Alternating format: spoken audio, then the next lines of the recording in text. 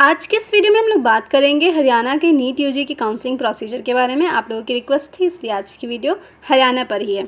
Hello friends, मैं Usana and welcome back to my channel the air of learning. Counselling से related जिस topic पे बात करने वाले हैं उसको सबसे पहले देख लेते हैं। सबसे पहले हम लोग रिजर्वेशन देखेंगे कि कौन सी कैटेगरी को कितने रिजर्वेशन है, टाइप्स ऑफ कॉलेजेस देखेंगे, फीस स्ट्रक्चर, एलिजिबिलिटी क्राइटेरिया और प्रोसीजर क्या होता है काउंसलिंग का, और साथ ही साथ बॉन्ड देखेंगे।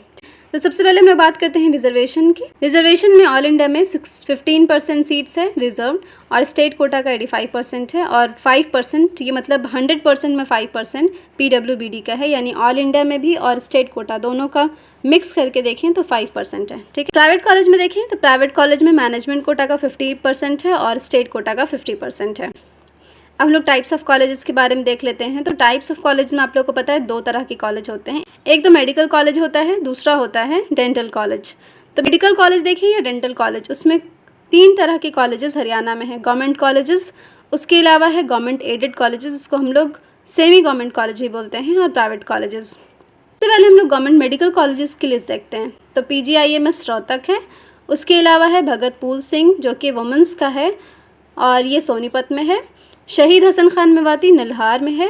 कल्पना Chawla government medical college Karnal और ESIC फरीदाबाद, और उसके अलावा है Shri Atal Bihari Vajpayee Chhainsa Faridabad. Government aided college में सिर्फ एक कॉलेज है जो कि है Maharaja Agrasen medical college Hisar. Private medical college में 2 तरह के प्राइवेट मेडिकल कॉलेज है, एक तो BDS यूनिवर्सिटी से जो एफिलिएटेड है और दूसरा हरियाणा का प्राइवेट यूनिवर्सिटी से एफिलिएटेड है।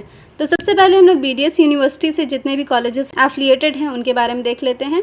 सबसे पहला है NC medical college and hospital Panipat, दूसरा है Adesh medical college and hospital Kurukshetra, तीसरा है वर्ल्ड मेडिकल कॉलेज, ये है झज्जर में। हरियाणा की प्राइवेट यूनिवर्सिटी से जो कॉलेजेस एफिलिएटेड हैं उनको देखते हैं। तो पहला है SGT मेडिकल कॉलेज जो कि SGT यूनिवर्सिटी से एफिलिएटेड है, और दूसरा है Al Falah school of medical science and research centre Faridabad में है जो कि अल-फलाह यूनिवर्सिटी से एफिलिएटेड है। Next is government dental college. Haryana में सिर्फ एक डेंटल कॉलेज है जो कि है post graduate institute of dental science Rohtak में। और प्राइवेट डेंटल कॉलेजेस देखेंगे तो Swami Dev Dayal hospital and dental college Barwala, दूसरा है JN Kapoor KV centenary dental college Yamunanagar, next is Sudha Rastogi dental college and hospital Faridabad, and next is शन Nayak Lal dental college Sirsa, and next is Yamuna institute of dental science, ये यमुनानगर में है। Dental college जो कि एफिलिएटेड है Haryana private university से, ये 2 हैं। फैकल्टी ऑफ डेंटल साइंस, ये है PDM यूनिवर्सिटी से एफिलिएटेड बहादुरगढ़ में झज्जर में, और दूसरा है SGT dental science and hospital and research institute, और ये है SGT यूनिवर्सिटी से एफिलिएटेड जो कि गुरुग्राम में है। फीस स्ट्रक्चर देखेंगे 1 बाई 1। सबसे पहले हम लोग गवर्नमेंट मेडिकल कॉलेजेस की फ़ीस देखते हैं। फर्स्ट ईयर की फ़ीस है 80,000, सेकेंड ईयर की है 86,141 रुपीज़, थर्ड ईयर की 92,896 रुपीज़, फोर्थ ईयर की 1,03,27 रुपीज़, एंड फिफ्थ ईयर की 63,546 रुपीज़। टोटल फीस मिलाकर 4,22,910 में आपका पूरा मेडिकल का कोर्स कंप्लीट हो जाएगा। अब हम यहाँ का डिटेल फीस देखते हैं जो कि 1 ईयर में लगता है। तो सबसे पहले ट्यूशन फीस है जो कि है 61,410 rupees plus annual increase. Admission fees 5,000 है, स्टूडेंट फीस 3,000 रुपीज़ है। मेडिकल फंड है 1,250 रुपीज़, सिक्योरिटी डिपॉजिट 5,000 रुपीज़ जो कि रिफंडेबल होता है। Athletic fund 600 rupees, registration fees 1,500, development fund 1,500, sports fees 150 rupees, youth welfare fees 500, NSS fees 10 rupees, youth red cross subscription 80 rupees. Fees structure देख लेते हैं ESIC medical college का, क्योंकि ESIC medical college का फ़ीस अलग होता है। तो यहाँ पे जो ट्यूशन फ़ीस है वो 1 लाख रुपीज़ पर एनम होता है। जैसा कि हमने यहाँ देखा कि ट्यूशन फीस 61,410 रुपीज़ है, लेकिन हम लोग यहाँ पे देखेंगे तो ESIC का 1 लाख रुपीज़ फ़ीस है। अब हम लोग डेंटल कॉलेज की फ़ीस देख लेते हैं। Tuition fees 37,500, admission fees 2,500 rupees, student fees 2,500 rupees, medical fund 1,250 rupees, security deposit 2,500 rupees, athletic fund 600 rupees, registration fees 1,500, development fees 1,500, sports fees 150 rupees, youth welfare fees 500 rupees, NSS 10 rupees, youth red cross subscription 80 rupees, dilapidated fund 600 rupees, furniture charges 650 rupees, magazine fees 150 rupees, and Radha Krishna fund 100 rupees. ये total fees structure है government dental college का, जो कि एक है PGIDS Rohtak. अब हम लोग गवर्नमेंट एडेड कॉलेज का फीस स्ट्रक्चर देख लेते हैं, जो कि है महाराजा अग्रसेन मेडिकल कॉलेज का।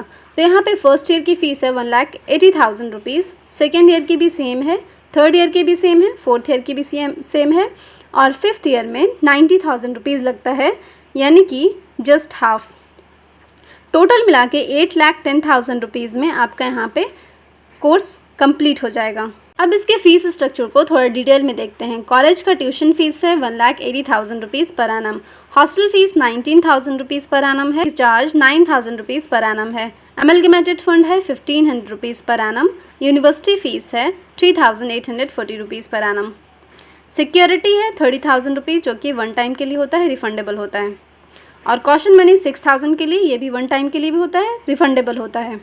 नेक्स्ट है प्राइवेट मेडिकल कॉलेज जो कि एफिलिएटेड हैं BDS यूनिवर्सिटी से, उनका फ़ीस स्ट्रक्चर देखते हैं।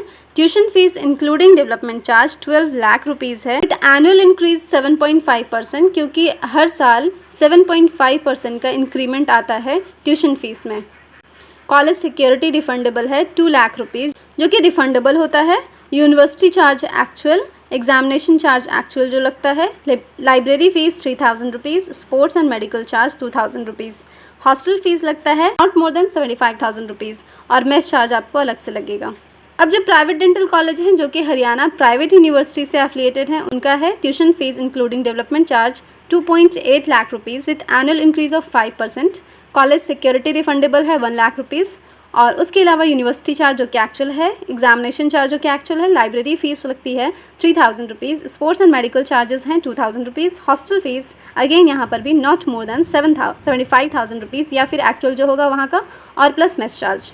काउंसलिंग का जो प्रोसीजर है वो स्टेप वाइज सबसे पहले देख लेते हैं। तो स्टेप 1 है ऑनलाइन रजिस्ट्रेशन। आपको ऑनलाइन रजिस्ट्रेशन करना होता है जब भी शेड्यूल आता है। तो नेक्स्ट स्टेप है ऑनलाइन रजिस्ट्रेशन करने के बाद मेरिट लिस्ट आती है, और third step online choice filling. Merit list आने के बाद चॉइस फिलिंग होता है, और उसके बाद अलॉटमेंट रिजल्ट आता है, और फिर डॉक्यूमेंट का वेरिफिकेशन करना होता है आपको जिस कॉलेज में अलॉट हुआ है सीट वहाँ जा कर के, और फाइनली आपका एडमिशन कंप्लीट हो जाता है। सबसे पहले हम लोग ऑनलाइन रजिस्ट्रेशन की बात करेंगे। तो ऑनलाइन रजिस्ट्रेशन में आप एलिजिबिलिटी देखेंगे कि क्या क्या एलिजिबिलिटी है, रजिस्ट्रेशन फ़ीस कितना लगता है, सिक्योरिटी डिपॉजिट कितना लगता है, फॉरफीचर ऑफ सिक्योरिटी अमाउंट कैसे होता है, कब हो जाता है, अपग्रेडेशन क्या है, और रेजिग्नेशन की बात करेंगे। सबसे पहले एलिजिबिलिटी क्राइटेरिया, आप किस बेसिस पे यहाँ पर ऑनलाइन रजिस्ट्रेशन कर सकते हैं। सबसे पहले तो आपको सिटीजन ऑफ इंडिया होना चाहिए, वो तो आपको नीट के पेपर देने के लिए भी होना चाहिए। कैंडिडेट जो कि बोनाफाइड हैं, रेजिडेंट ऑफ हरियाणा, तो यहाँ से शुरू होता है कि आप हरियाणा में ऑनलाइन रजिस्ट्रेशन कब कर सकते हैं, यानी कि आपको बोनाफाइड रेजिडेंट होना चाहिए हरियाणा का, और इसके लिए एक फॉर्म आपको मिल जाएगा नेक्स्ट में, आप जा कर के उसी फॉर्मेट में आपको बनाना होता है। जो भी अथॉरिटी है वहाँ पे, कॉम्पिटेंट अथॉरिटी गवर्नमेंट की, वहाँ पे जा कर के बनवाना होता है। और अगर मैनेजमेंट कोटा से अगर आप लेना चाहते हैं एडमिशन, तो आप ऑल ओवर इंडिया किसी भी स्टेट के हों आपको यहाँ पे एडमिशन मिल जाता है। कैंडिडेट जो कि जनरल हो, SC SC deprive, BCA BCB, benchmark, disability, ये सारे EWS और ESM यानी एक्स सर्विसमैन और फ्रीडम फाइटर, ये सारे जो कैटेगरीज़ हैं, इन सारे कैटेगरीज़ को यहाँ पर रिजर्वेशन मिलता है, और इन सब का सर्टिफिकेट बनवाना होता है आपको। तो ये सारे एलिजिबिलिटी क्राइटेरियाज़ हैं। और अब रजिस्ट्रेशन फ़ीस की बात करेंगे। तो रजिस्ट्रेशन फ़ीस में जो काउंसलिंग फ़ीस है जो कि नॉन रिफंडेबल होता है, ये आप अगर एक बार दे दिए, आप एक बार रजिस्ट्रेशन करा दिए तो आपको ये वापस नहीं मिलता। ये है 2,500 रुपीज़ अनरिजर्व के लिए, 1,250 रुपीज़ यानी just half SC BC EWS PWD category के लिए। उसके अलावा 10,000 रुपीज़ अगर NRI कैटेगरी है तो 2,000 रुपीज़ पर सैंक्शन और इंटेक ऑफ सीट्स अगर आप प्राइवेट मेडिकल कॉलेज या डेंटल कॉलेज में लेना चाहते हैं। तो काउंसलिंग सिक्योरिटी डिपॉजिट जो कि अलग से लगता है, वो है गवर्नमेंट कॉलेज का 10,000 रुपीज़ और गवर्नमेंट कॉलेज रिजर्व कैटेगरी का 5,000 रुपीज़। प्राइवेट कॉलेज अगर आप लेते हैं तो 1 लाख रुपीज़ आपको देना होता है, चाहे वो मेडिकल हो चाहे वो डेंटल हो। राउंड्स देख लेते हैं। तो 4 राउंड जनरली होता है, राउंड 1, राउंड 2, राउंड 3 जिसको हम लोग मॉपअप राउंड कहते हैं, और स्ट्रे राउंड जो कि लास्ट राउंड होता है। जनरली अगर सीट बच जाती है तो इससे भी ज़्यादा राउंड हो सकता है, जैसा कि लास्ट ईयर हुआ था। प्रोसीजर रजिस्ट्रेशन का क्या है देख लीजिए। स्टेप 1 ऑनलाइन रजिस्ट्रेशन होता है, यहाँ पे आप फ्रेश ऑनलाइन रजिस्ट्रेशन कर सकते हैं। ये दोनों वेबसाइट है जहाँ पर आपको रजिस्ट्रेशन करना होता है। जब भी शेड्यूल आता है तो वहाँ पे वेब पोर्टल होता है एडमिशन का, वहाँ पे आपको जा करके ऑनलाइन रजिस्ट्रेशन करना होता है। Next is round 1। राउंड 1 में आप फ्रेश ऑनलाइन रजिस्ट्रेशन करते हैं। अब बात आती है राउंड 2 की। तो राउंड 2 में कौन कौन से क्राइटेरियाज़ हैं जिन पे आप रजिस्ट्रेशन कर सकते हैं। पहला तो है कि आप ऑनलाइन रजिस्ट्रेशन करें फ्रेश, ठीक है। अगर आपने राउंड 1 में नहीं किया है तो आप फ्रेश रजिस्ट्रेशन कर सकते हैं।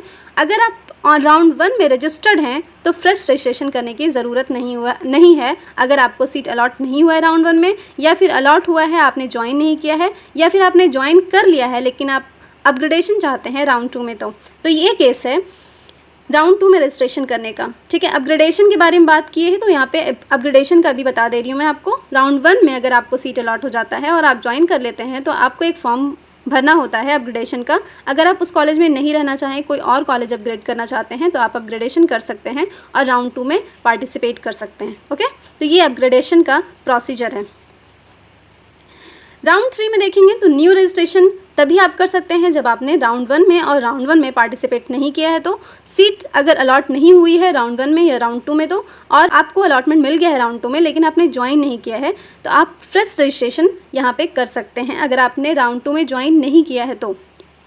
यहाँ पे सिक्योरिटी डिपॉजिट की बात करें तो यहाँ पे फ्रेश रजिस्ट्रेशन की बात जब मैंने की तो यहाँ पर आप देख लीजिए कि अगर राउंड 2 में सीट अलॉट होता है और आपने ज्वाइन नहीं किया होता है तो आपको फ्रेश रजिस्ट्रेशन करना होता है। फ्रेश रजिस्ट्रेशन का मतलब हुआ आपका जो सिक्योरिटी अमाउंट है 10,000 रुपीज़ अगर आप अनरिजर्व कैटेगरी से आते हैं, और 5,000 रुपीज़ अगर आप रिजर्व कैटेगरी से आते हैं, या फिर 1 लाख रुपीज़ अगर आप प्राइवेट कॉलेज के लिए आपने फॉर्म भरा है तो ये सारा जो सिक्योरिटी डिपॉजिट है, आप किसी भी कैटेगरी से आते हैं, आपने जितना भी सिक्योरिटी डिपॉजिट भरा है वो सब आपका फॉरफिट हो जाता है, यानी कि जब्त कर लिया जाता है, ख़त्म हो जाता है। आपको यहाँ पे फ्रेश रजिस्ट्रेशन करना होगा। नेक्स्ट इज, अगर आप राउंड 2 में सीट अलॉट हुआ है ऑल इंडिया से या फिर SQ से, और तो आपने ज्वाइन कर लिया, और अगर आपने ज्वाइन कर लिया तो आप आउट ऑफ काउंसलिंग हो जाते हैं। ठीक है, उसके बाद आप राउंड 3 में पार्टिसिपेट नहीं कर सकते हैं। राउंड 3 में तभी पार्टिसिपेट करेंगे जब आपने ज्वाइन नहीं किया होगा, और आपको एक्स्ट्रा अमाउंट जो सिक्योरिटी डिपॉजिट और रजिस्ट्रेशन अमाउंट दोनों आपको न्यू देना पड़ेगा।